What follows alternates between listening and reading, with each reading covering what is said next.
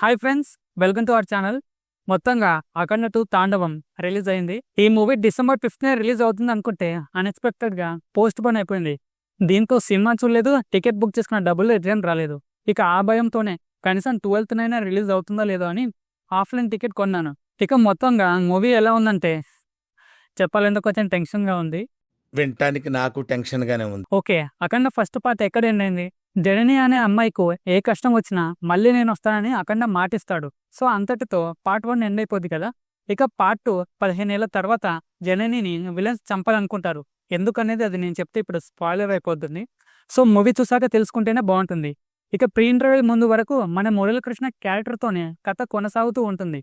ఇక అఖండ ఎంట్రీ నుంచే సినిమా వేరే లెవెల్ హై ఇస్తుంది. సినిమా ముందు వరకు కొంచెం బోరింగ్ గానే అనిపిస్తుంది. పార్ట్ 1 రేంజ్ లో హై ఎక్స్పెక్టేషన్స్ పెట్టుకుని వెళ్తే మాత్రం కాస్త డిసప్పాయింటింగ్ గానే అనిపిస్తుంది. ఎందుకంటే పార్ట్ 1 లో యాక్షన్ సీన్స్ అయినా ఎమోషన్ అయినా చాలా బాగా వర్కౌట్ అయింది. బట్ పార్ట్ 2 లో మాత్రం ఎమోషన్ అంత బాగా వర్కౌట్ అవ్వలేదు. హీరోని లేపాలి కాబట్టి విలన్ ని ఇలా చూయిస్తేనే బాగుంటుంది అని పర్టికులర్ గా రాసినట్టు అనిపిస్తుంది. ఈ విలన్ క్యారెక్టర్ మాత్రం పార్ట్ 2 లో ఆది పినిశెట్టి గారి కంటే పార్ట్ 1 లో శ్రీకాంత్ గారి క్యారెక్టర్ నాకు చాలా బాగా నచ్చింది. ఇప్పుడు పార్ట్ 1 కి పార్ట్ 2 కి కంపారిజన్ ఎందుకంటే అఫ్ కోర్స్ సీక్వెల్ కాబట్టి డెఫినెట్ గా కంపేర్ చేస్తాం. ఇక పార్ట్ 1 లో కంటే పార్ట్ 2 లో నాకు బాగా హైలైట్ అనిపించిన విషయాలు యాక్షన్ సీన్స్ అయితే అదిరిపోయాయి. ఇక గ్రాఫిక్స్ అయితే కొన్ని సీన్స్ బాగుంటాయి, ఇంకొన్ని సీన్స్ ఇంకా కొంచెం బాగా మేనేజ్ చేసింటే బాగుంటుందేమనే ఫీలింగ్ కలుగుద్ది. ఇక ఈ సినిమాలో దైవభక్తితో పాటు దేశభక్తి కూడా చూపించారు.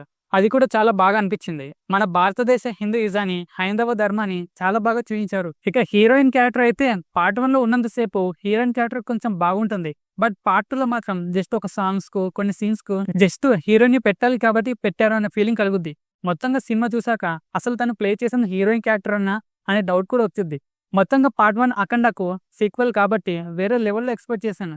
బట్ అఖండ 2 మరి పార్ట్ 1 అంతా సాటిస్ఫై చేయలేదు, కానీ బాగుంది అనే ఫీల్ అయితే కలుగుద్ది. తమన్ మ్యూజికే సినిమాని మరో మెట్టు పైకి లాగింది.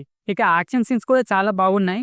ఇక ఒక సీన్ ఉంటుంది, విలన్ ని చేతిలో పట్టుకొని నరదిసి తీస్తున్నట్టుగా ఇలా చేతిలో నుంచి తిప్పేసి గుమ్మడికాయ పగలగొట్టేసినట్టుగా విలన్ తలకాయ పగలగొట్టేస్తాడు.